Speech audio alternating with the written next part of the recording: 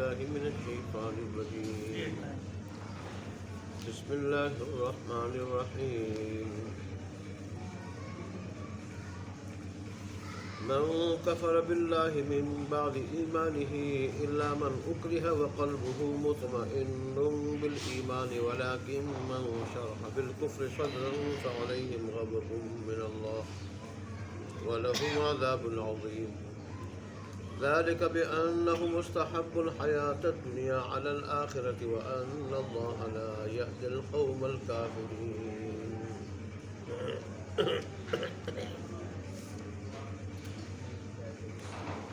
أولئك الذين طبع الله على قلوبهم وسمعهم وأبصارهم وأولئك هم الغافلون. لا جرم أنهم في الآخرة هم الخاسرون. ثم إن ربك للذين هاجروا من بعد ما فتنوا ثم جاهدوا وصبروا وإن ربك من بعدها لغفور رحيم. صدق الله مولانا العظيم وصدق رسوله النبي الأمي الكريم ونحن على ذلك لمن الشاهدين والشاكرين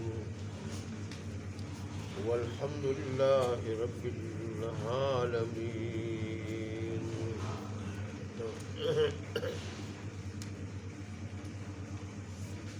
گزشتہ آیات میں اللہ تبارک و تعالیٰ نے قرآن مجید فرقان حمید کی حقانیت و صداقت بیان فرمائی اور اس سلسلے میں لوگوں کے جو شکوک و شبہات تھے ان کا اللہ نے ازالہ فرمایا تھا.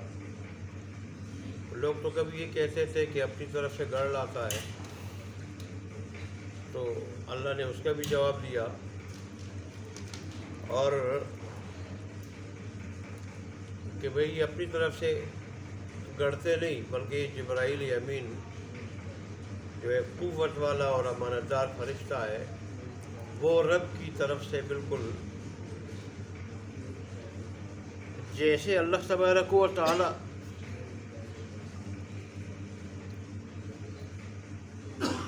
ان کو اپنا کلام بتاتا ہے ایسا ہی وہ رسول اللہ صلی اللہ علیہ وسلم کے پاس لاتے ہیں.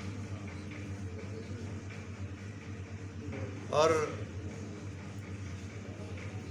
قرآن کے نزول کا مقصد ہی ایمان والوں کے دل کو جمانا، پختہ کرنا، ان کے ایمان کو مضبوط کرنا ہے. اور ظاہر ہے یہ پھر زندگی کے ہر موڑ پہ رہنمائی کا کام بھی دیتا ہے اور اس میں بشارت بھی ہے مسلمانوں کے واسطے. تو اس وجہ سے جبرائیل امین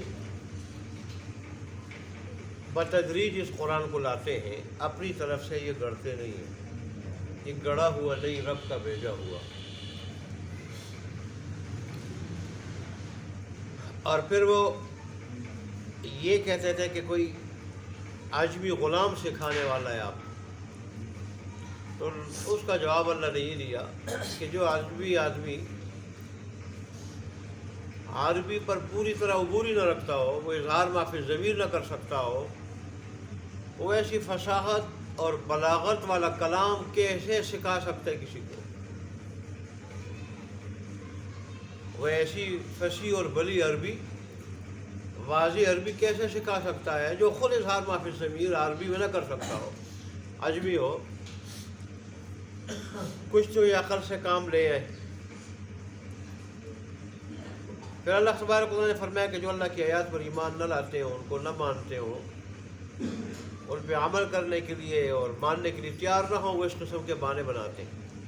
اور اللہ کے نزدیک جھوٹے وہی ہے جو اللہ کی آیات کا انکار کرتا.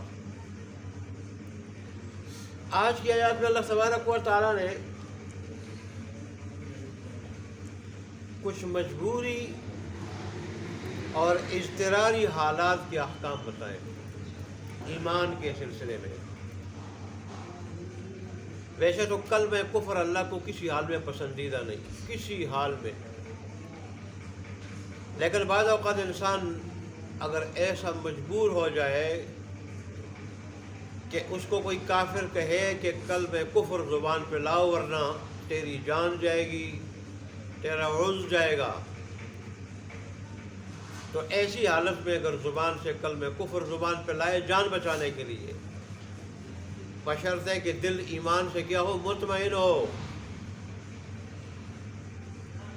تو اس کی گنجائش